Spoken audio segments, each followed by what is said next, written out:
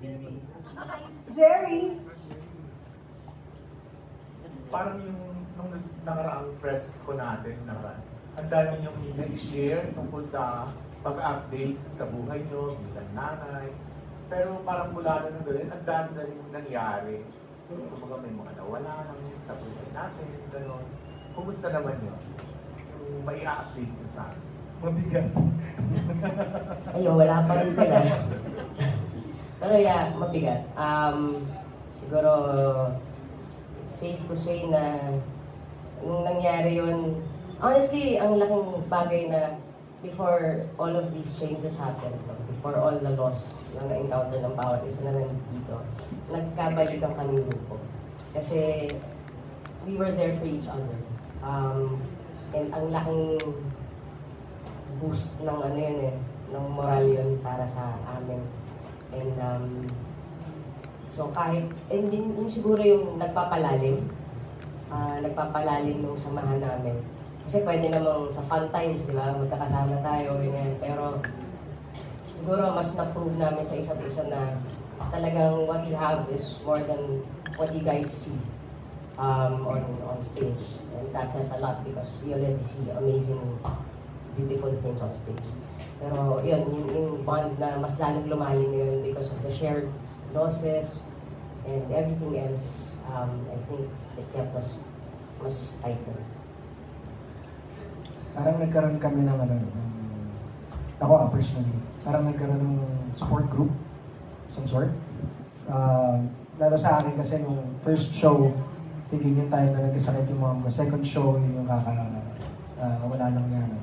So, alam mo yun, parang kung aanihin ko talaga yung question mo na kumusta yun, anong pakiramdam.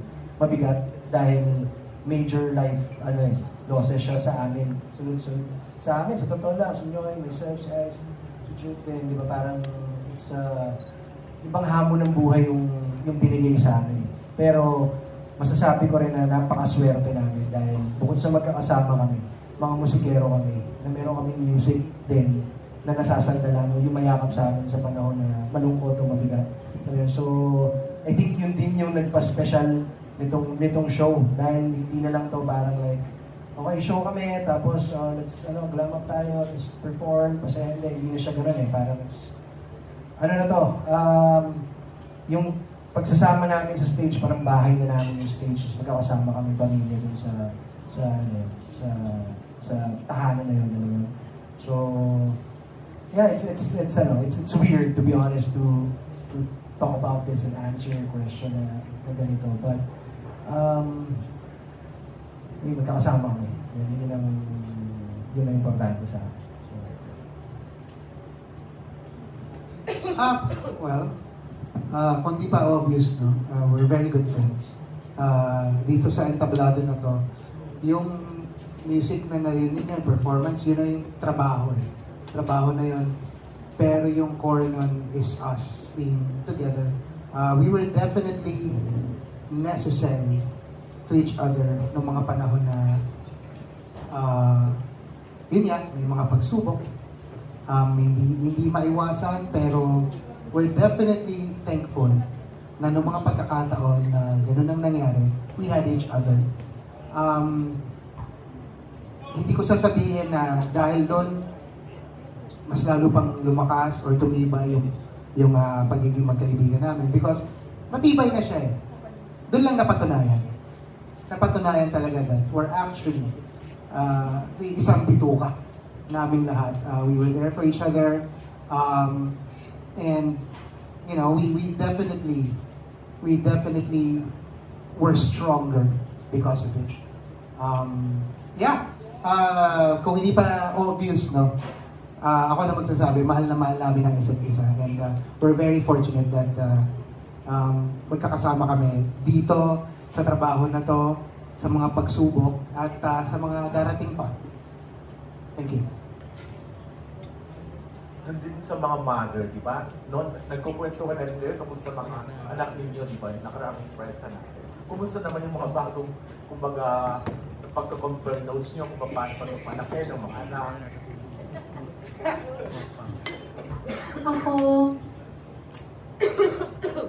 first 2 shows, medyo rat-rat pa ako sa trabaho. Pero nung over the course of following months, na-influensya na ako ni Juris. Medyo mas gusto ko lang nasa bahay na lang. Kasama ng mga bata. Yung sa akin. Yung natulog ko sa akin.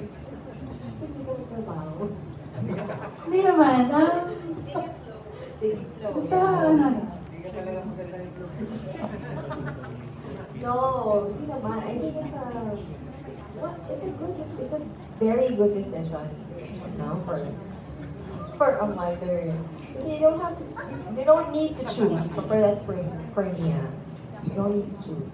Alam mo, kanya-kanya naman kami, kanya-kanya kami sitwasyon, o kanya-kanya kakayahan, on how to juggle, I guess, your schedule. Or, you have your choice. And that was my choice. It's my choice. But, to have my calendar na parang more filled, na time with my family, with my kids, very young. And hindi pa kami ganun katanda at tumatanda kami. So, yeah, medyo naman na. But that's what I'm thinking. I just, I wanna, at lalo na ngayon, I really want to spend more time with them. But, of course, I'm happy na itong, sabi ko nga lang recently, we saw each other for the longest time. Iba rin yung pakiramdam na kasama sila kanina. Diba? I don't have that much mga kaibigan in the industry. So this is a different world that I have also besides my family. So maganda na sa mundong ito, may constant ako. Sila yun. So thank you guys. So kahit hindi ako pahirapan next year hindi ako pahirapan. Yeah. Syempre, constant ko kayo I mean, here in the entertainment industry, kayo yun eh. I mean, you guys were from the beginning when I started my, no, not my career, but when I started my solo career, kayo yung nakasama ko. No? Like, syempre may mga doubts ka, may mga fears ka at the time. I even didn't want to do it. Tapos, then I was blessed na I was already with Fashionista. So it didn't feel like really I was going solo agad-agad. Parang ganun. Because I was with them almost every Sunday. Princess. Being a mom is has been my one of my identities or my roles since for mga 10 years na. 10 years old na yung pangalan ko. And it's hard, diba?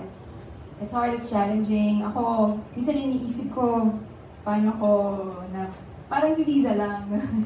Paano mo nagagawa lahat? It's hard, but I agree with Juris. It's very important to be with your children at this age, lalo na sa changing world natin. Ang daming challenges, ang daming kong iniisip, ang daming worries. Pero I'm happy that they like it when I dress up and I go out to sing. Although meron resentment, yung tatampo na, can we wait for you? Paano sila maghintay pag gabing-gig? Kasi I'm sorry mo. I wanna sleep with you again. Gusto nila kasi katabi ako matulog. Diba? I'm sure ikaw din. Gusto nila katabi ako matulog sa gabi. Tatayuan ako, pero nag-aagawan sila din sa dalawang side ko. But they know that I am happy when I sing, I am happy when I'm with them. And so, ganun din, binabalance ko lang talaga yung mga ino-oohan ko ng mga gig. Pero pag Fire Nights, yun nagpesa, oo palagi. G palagi yan. Pero, ako talaga, I will say this, I am the luckiest sessionist. Ako talaga. Yan. Pero I'm very thankful to my friends here, to all of them. Kasi lahat sila talaga kaibigan ko. And, kahit si Kian? Oo naman. Kapari ko yan. Silang kaninde. Silang ka talagang pinuruhan. Pero really talaga. Kasi yung mga usapan namin yung iba na eh. Hindi na yung mababaw na lang. di ba, hindi yung puro, may joke time pa rin, hindi mawawala yun. Pero Ikaw ba? mas Sa'yo sure, ka ba? mas mature topics. Hoy. Ay, sorry. Pasensya na po sa mga expletives na nasasabi ko. Kasi pakibrief na lang. Baka may naka-live kasi. I will be aware na. Pero yun, so to answer your question, sir, ayan, parang, being a mom is really a big part of my life. Being a wife, being a mom, marami pa po akong ibang ginagawa po doon. But being a singer is like, it's one of my joys. Parang when I sing, I feel...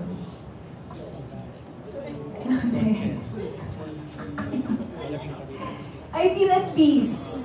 Yun, parang saka habang tumanda ako, mas ninanamnam ko na yung mga salita, yung mga kinakanta ko, yung meaning ng bawat salita, ng bawat kanta, mas nararamdaman mo na dahil sa mga pinagdaanan ko na rin sa buhay. Yun lang. Kaya pag nag-world tour po ang Love Sessionistas, bakasyon po ng mga bata para kasama namin sila. Yung mga si Kia naman daw, yung thoughts ng parang musician na. Diba? Parang ako kasi, parang buong career ko, simula rin ako ng medyo bata pa, mga 17, 18, ganyan. So yung course nung career ko, parang ano ko kasi I'm a very passionate person. So parang lagi ako art, music yung number one, ito yung gagawin ko lang, more than anything, ito yun. Pero simula na nagkaroon ako ng pamilya, karoon ako ng mga anak, ano yun, sila yung nasa tuktok mo. Alam mo yun, parang, of course, si God, di ba? Pero yung sa mundo na to, yung pamilya ko, yung I choose my family over anything. Kung ako ano man yan, alam mo yun. So, masaya dahil alam ko na yung music na ginagawa ko merong parang I'm sure, di ba, ang music nga, pag nilabas mo na sa mundo, iba-iba ang interpretasyon at tingin sa kanya. So, ako rin na-interest din ako na ano kaya yung kuha ng mga anak ko dun sa mga letra na susulat, sa mga melodies na nagagawa. Doon sa mismong kanta, di ba, na parang mas nagka-purpose siguro ako sa buhay, pati dun sa craft mismo na ngayon, kung tatanungin mo ako kung ano ibig sabihin ng success, yung kasama ko lang sa kama yung mga anak ko at yung kasama yung pamilya ko na nandun kami. Hindi, kumbaga, wala lahat Alam mo yun lang yung ano mong tunay, di ba? So, ano rin, parang pag nagugustuhan ng kids ko yung mga songs na nagagawa ko, okay na ako. Yun na yun. Hindi na kailangan pang maintindihan ng iba. Basta na-enjoy nila. Para ako nagkaroon ng matinding, parang milestone, di ba? So, mas masaya. Mas sumarap yung pagiging musikero. Parang dati, syempre, mas ka lang thinking about yourself. So, baka pupunta mamaya, alam yun. But ngayon, more may direction na. Parang gano'n. So, yeah, masaya lalo pag nandiyan yung mga kids na nanonood sa amin, sa shows, nakikita nila yung nangyayari behind the scenes, parang mas masaya lang ngayon, ibang mas masarap kumanta, mas masarap tumugtog, mas masarap sumula, mas masarap mag-record. So, yeah. Masaya. Actually, yung mga kwento nila, ako yung medyo iba. Kasi ako lang yung, hindi talaga, actually, I'm not yet married. Medyo na-miss ko yung part yun, or nakalimutan ko.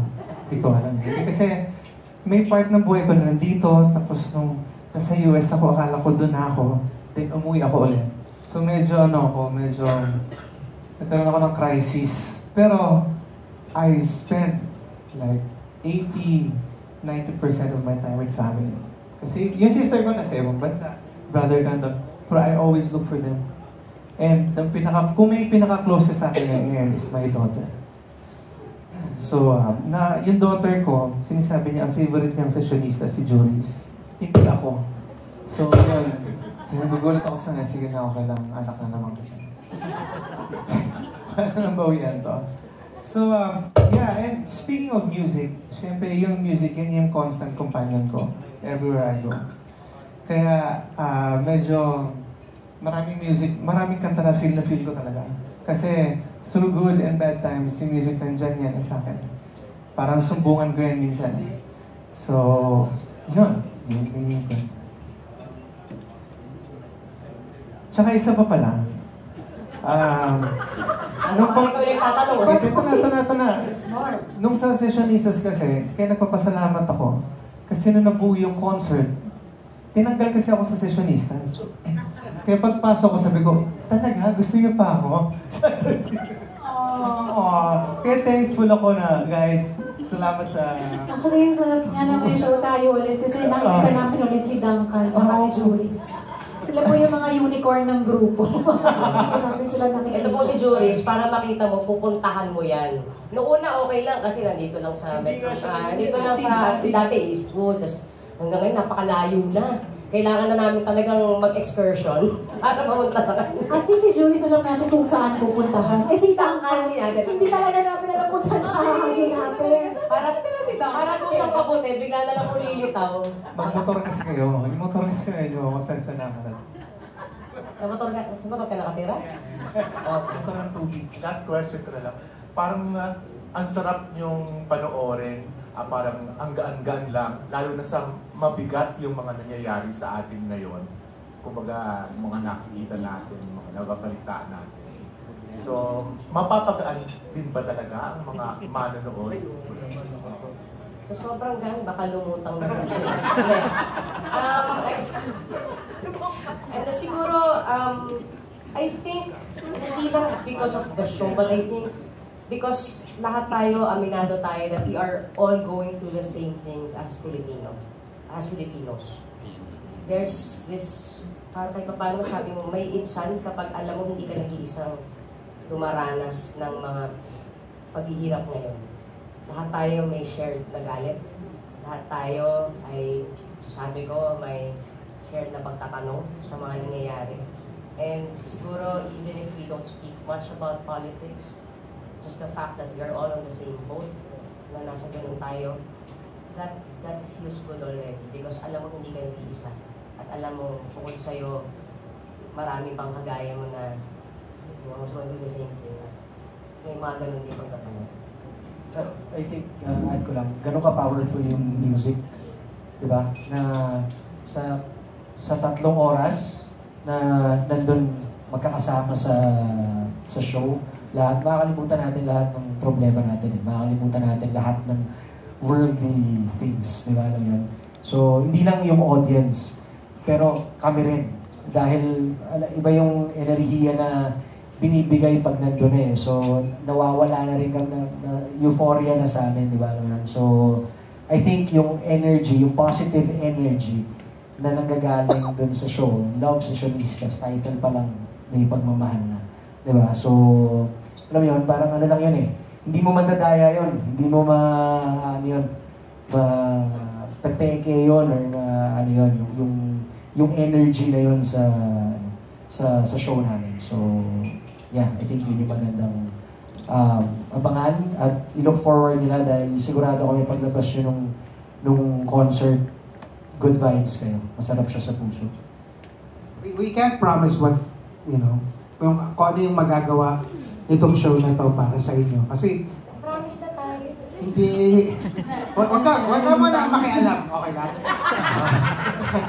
Hindi, we can't. Kasi, syempre, hindi naman natin maano kung ano yung tatama sa inyo. Well, one thing's for sure, ang tema kasi nitong grupo na to ay sama-sama. So, definitely, sama-sama, tapos umalis. Kakasabi ko lang eh. Sama-sama ka tayo. Sama-sama. So, definitely, you will feel that in the show. Sama-sama tayo. Hindi lang kami. Sama-sama tayong lahat. Sa pagkanta namin, you will be involved. You will be one with us. And, kung ano man yung magawa nun para sa inyo, that is it. We offer what we can offer, but one thing is for sure, magkakasama tayo. Yung pwesto ko sana, Para kay Isaac. Naririnig naman po.